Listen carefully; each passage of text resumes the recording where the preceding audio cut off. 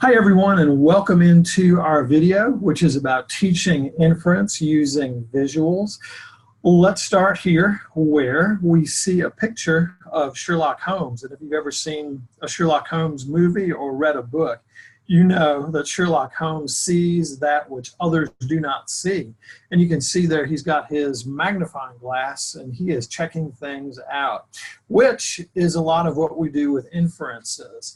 Inference is a very important skill that our students need to have for success, not only, of course, on high school equivalency tests or adult high school programs, but of course in life as well, because a lot of times we have to figure out things where we don't have all the answers and make inferences. So I have a definition there of inference on the top of the screen, drawing a conclusion with using observation and reasoning. Because you remember Sherlock Holmes would do this all the time, and he'd say, "Elementary, my dear Watson," and he's looking through his magnifying glass and he sees some very minor things which other people are seeing, but they may not realize how they fit into the big picture. But Sherlock Holmes does. But he starts out with observation. He was looking, he was seeing what was there, and then using that information, he was drawing a conclusion through reasoning. And this is really what we're doing with inference. So how do we teach inference to our students? Great question. I'm so glad you asked. As always, I'm a very firm believer in teaching from the concrete to the abstract. And that's what we're going to do with this. So we can teach the skill of inferences, and actually our students do this fairly regularly. We just have to draw out the brain processes that they're using as they do this. But teaching from concrete to abstract means we're just going to start with easier things to get a hold of. So we may want to start out with pictures or comics. And then as we teach, we're going to move to reading passages where we'll sift out the evidence as well. So we're not going to start with the Gettysburg Address. We're going to start with pictures, comics, etc. So we're going to start out with a video in this situation, and we're going to go to an ad from the Super Bowl a few years ago called the Happy Grad ad. So I'm going to move over here and we're going to grab the 2012 Chevrolet Happy Grad ad commercial. And I will warn you in advance that there is some yelling and screaming here at the beginning, so you may want to have your sound control nearby so you can adjust that as necessary. But as always, before we watch or look at something, we need instructions. We could explain first to students what an inference is, that we're trying to draw a conclusion using observation and reasoning. And so for this particular video, we might want to ask, what does the main character here, this happy graduate, think is happening, but what is really happening? So as you watch, think about those things. What does he think is happening, but what is really happening? So here we go. Let's watch it again. Watch out for the loud volume here.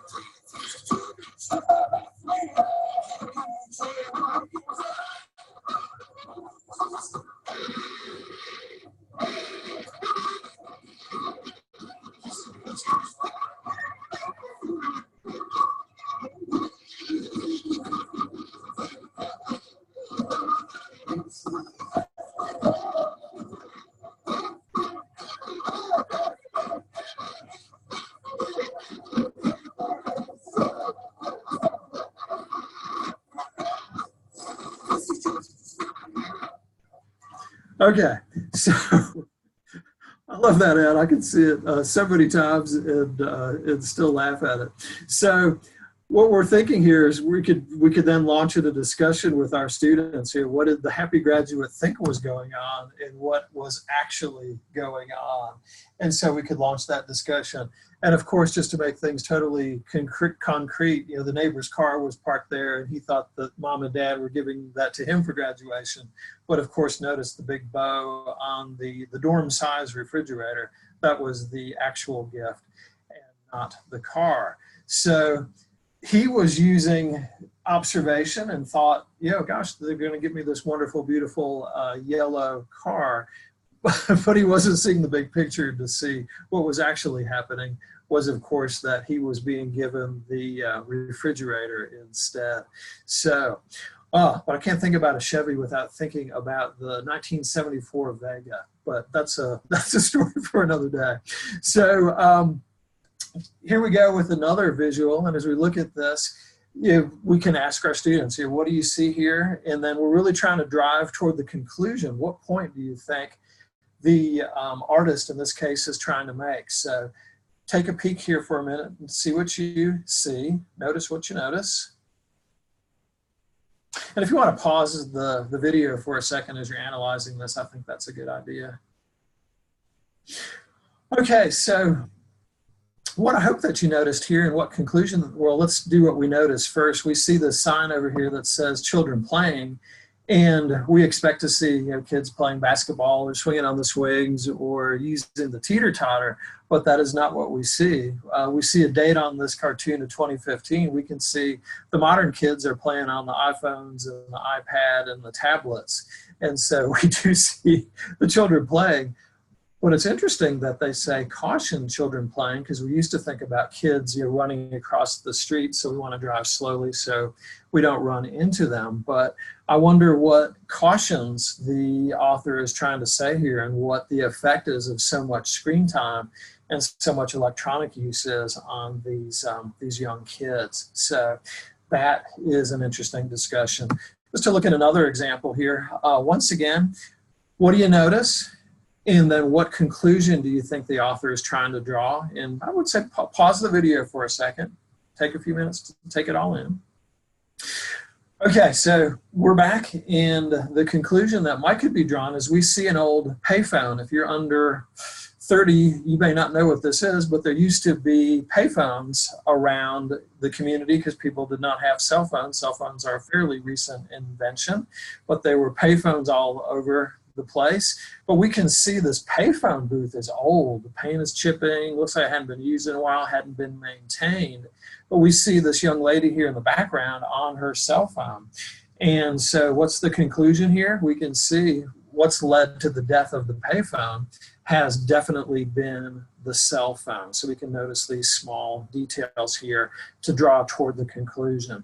Let's do another one here.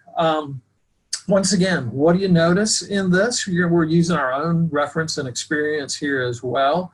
And what conclusion do you think is going on here? So pause the video, take a look for a few minutes.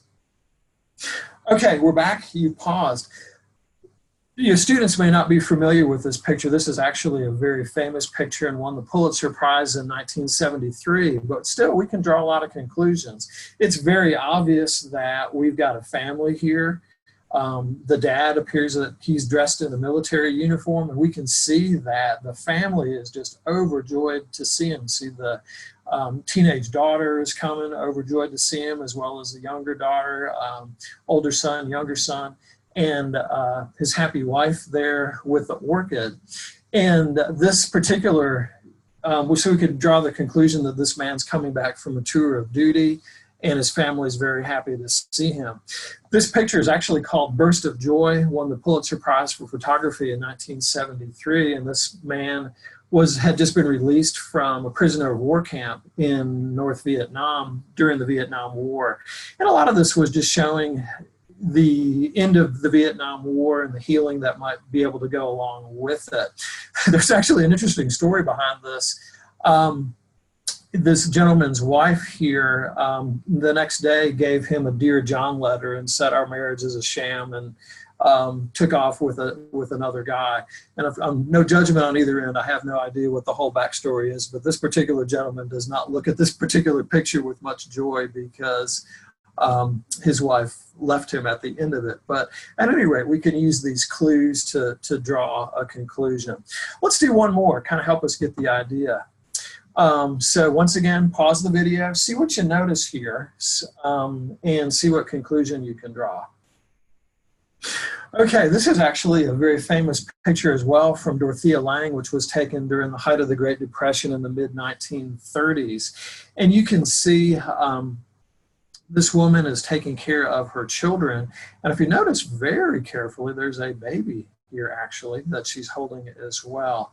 And there's a bigger story behind this, that this particular family was looking for any kind of work that they could get, and were hoping to pick peas here out in California, but there had been a freak storm and the peas were frozen, so they did not have the opportunity to be able to pick the peas. And she had a number of children. I forget off the top of my head how many she had, but very famous photograph, really represented the despair, the hopelessness that a lot of people felt during the Great Depression of the 1930s. There's a legend of this picture that she had sold the tire of her car to buy food for the family, but that legend is not true.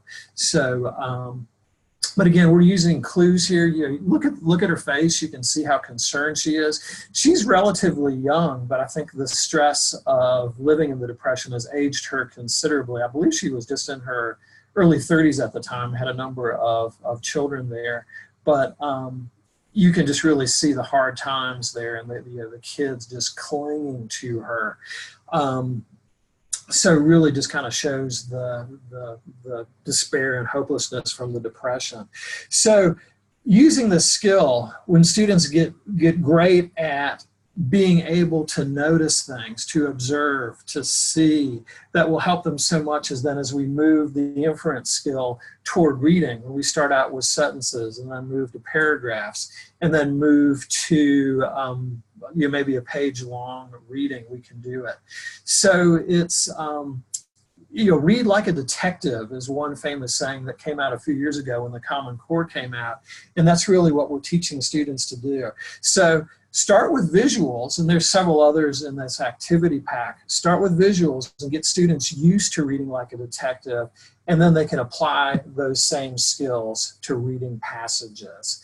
So looking forward to seeing how things go as you use this with your students. Thanks.